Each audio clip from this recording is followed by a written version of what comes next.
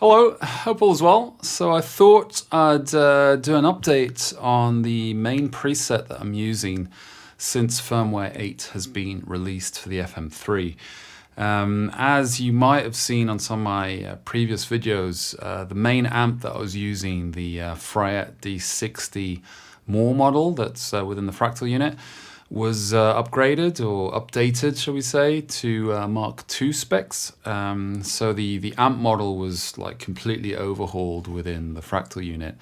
I'd spent a very long time dialing in the first version of that, and while the new model is great, it doesn't quite have, I guess, that same almost like hollowed out mids to some extent, and that really percussive nature that I really enjoyed of the earlier firmware. So instead of crying about it too much, yes, I made a video and a wish list post about it, but it was more the idea of, well, look, it's new firmware. The gapless features are absolutely incredible. Being able to change amp within the same preset with no gap really opens things up. So I figured let's explore some different amps that are in a similar vein, and then switch things up for my main preset with the band Drogher. So if you like guitar stuff and fractal audio kind of content, I'd really appreciate if you could spare a few seconds just to click that subscribe button, as it really helps this channel grow.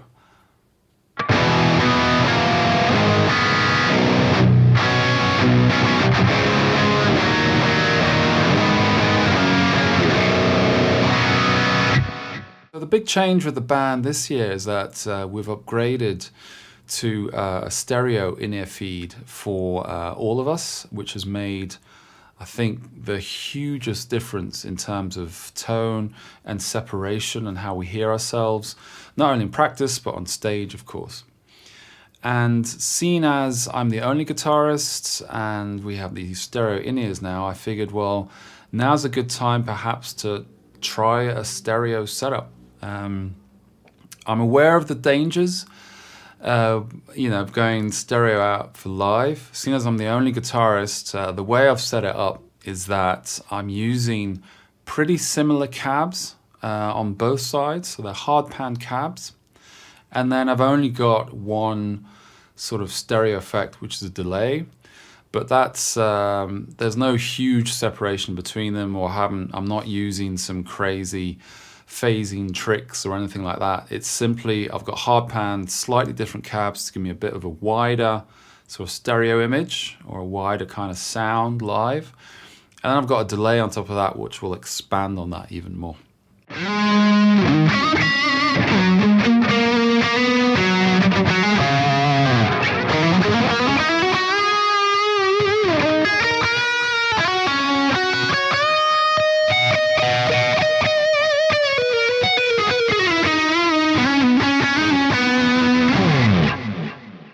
So for the amp, which was probably the biggest change here, I was looking for something that was also dry and percussive.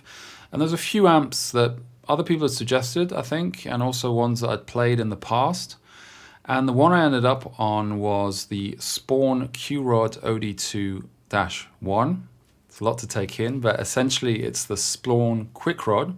It's like a modded Marshall, I guess, is the best way of putting it, in the OD2 mode, and voicing 1 or gear 1, I think, in that amp, which is more plexi based.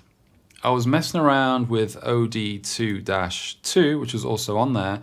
I believe that's more of a JCM 800 vibe.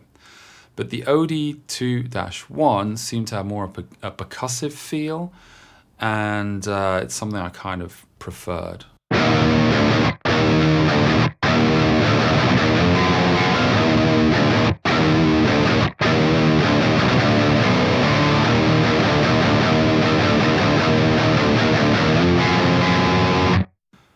I mentioned the cab block before, and this is what we're using on currently on my main preset.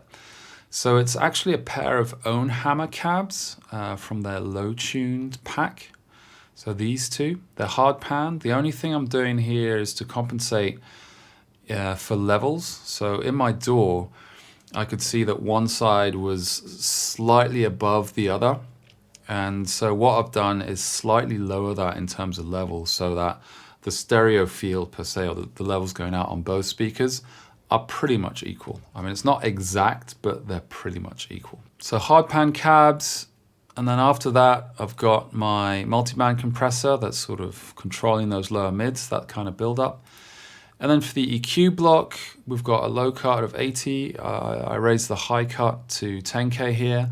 Some small dips here for sort of, I guess, whistle frequencies, but I'm still on the fence about them. So these are things that I'll still be tweaking.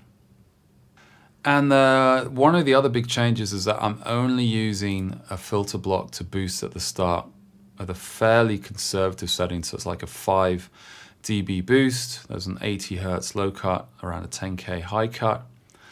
And on the amp itself, there's no preamp boost. On the previous patch, or my previous main preset, I was using the FAS boost as well.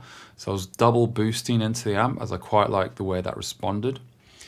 But for this, I found that it actually seemed to work the best with just a simple clean boost with those low and high cuts in there. And another small tweak that I did was to slightly up the low cut frequency going into the amp here to 40. The rest, I haven't really changed much. Under the speaker tab, I lowered speaker drive to 0 and took speaker thump to 0 as well. I'll provide the video at some point on this speaker tab page because these settings can make a really big difference to, I guess, the general vibe or feel of the tone. And also these settings here with the speaker drive, speaker thump, and also speaker compliance, which makes quite a big difference as well. A quick shout out to Eloy from the Fractal forums, who I've been speaking to about this, and lots of other sort of tone tweaks and things like that. And yeah, it's still an ongoing process, but we're getting somewhere, so that's the main thing.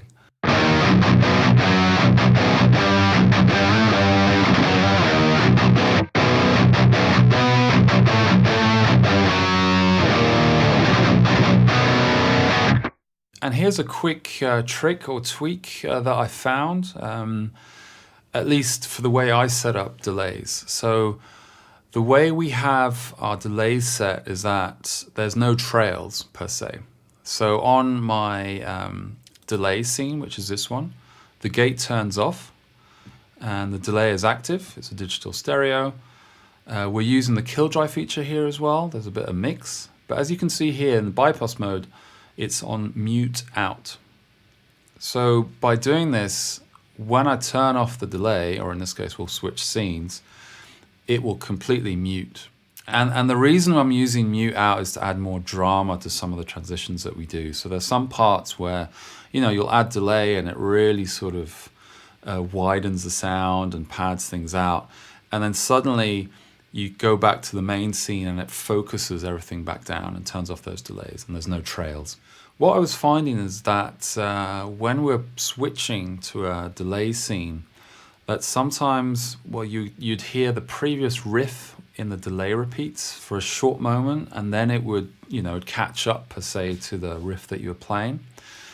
And the thing here is that, you know, when you're activating the delay, at least with the mute out bypass mode, it's always listening to what's going through there. So even if it's off, it's still listening to what's going through there.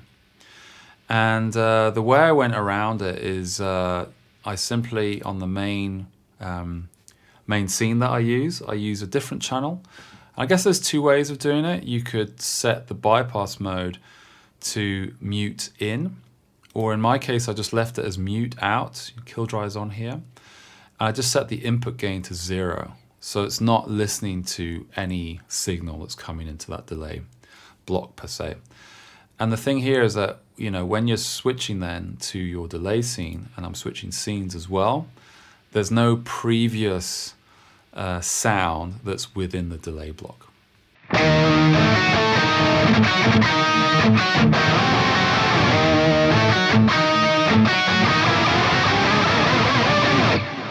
So a cool new feature of the new firmware is this killdry right there. So if you remember before this firmware, putting a block in parallel And you can still do it that way if you want. You would put the block in parallel, you'd hook it up, and you need to put the mix at 100%, and then you'd set the level to set the sort of mix of the effect that you wanted. So now it's easier per se. You put the block in parallel, you just click kill dry, levels at 0, and then you dial in the mix percentage to taste. Again, maybe you're used to the older method, that still works, but I find this really quick and easy, especially if you're trying things out, you're moving blocks between, say, series and parallel. I will note there is currently a bug. There's only active when you first boot up the unit, and it relates to the kill dry, and apparently it will be fixed in the next firmware revision. So essentially the issue is that when you first booted up the unit, and you've got gapless engaged, for example, when you're switching to a scene with delay and it has this kill dry feature, for whatever reason, you'll be a slight jump in volume with the kill dry. And I believe it's probably to do with the level and how the kill dry is set up. But it only does that once at the start. So when you switch back, it's sort of buffered in. I'm not sure how it works. And then that problem is no longer apparent.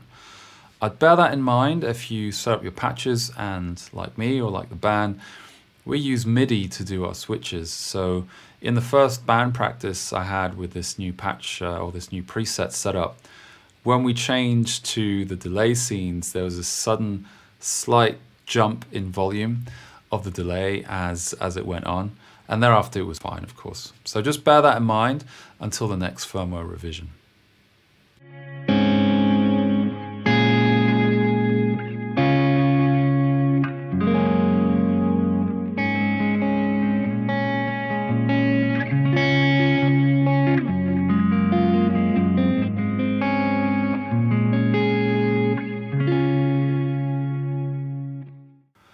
So no real big changes in terms of layout and setup of the main patch. It's still the same layout. I'm still using the one preset for all our songs, our whole set.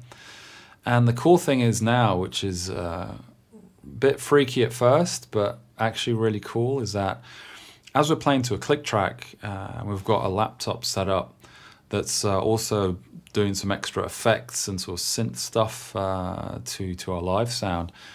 It's also sending MIDI changes to the FM3. So I don't even have to look at the board anymore. It's doing all those changes for me, which is absolutely awesome. It's weird at first because you're used to kind of, stepping on stuff to do the changes. But once it's set up and it works flawlessly, it's just, it makes things really easy. Because on some tracks, I was tap dancing with, I have an MC8, which is an 8-button MIDI foot controller. And on one track, within 1.5 minutes, I've got like 4 or 5 scene changes, which is quite a lot. And this takes out all that kind of additional stress and tap dancing. And the other change that I made, and this was, I guess, a bit of a happy accident. The thing with gapless, which is awesome, is that you can add a different amp and there's no delay when switching to it in another scene. So previously I was using the same amp and I was using scene controllers or control switches to change the setting of the amp to make the amp clean, basically. It worked really well. But with gapless, I can just take a different amp. As I was trying the Bogner Euro Uber amp, I figured, let's try, say, the Euro Blue as sort of the cleanish sound. I say cleanish because it's not perfectly clean. It's sort of kind of edge of breakup kind of tone. And I'm using extra delays to sort of give some space. And I did a short video on a preset that's dedicated just to this tone. And the magic really is in the 2 delays. So it's just the Euro Blue with these kind of settings and the same cab. And we've got a Deluxe Mind Guy delay in front of the amp, which is set to quarter note dotted. And then we're using a stereo tape delay set to quarter note after the amp. And that gives this nice kind of cascading delay sound that you heard in the demo.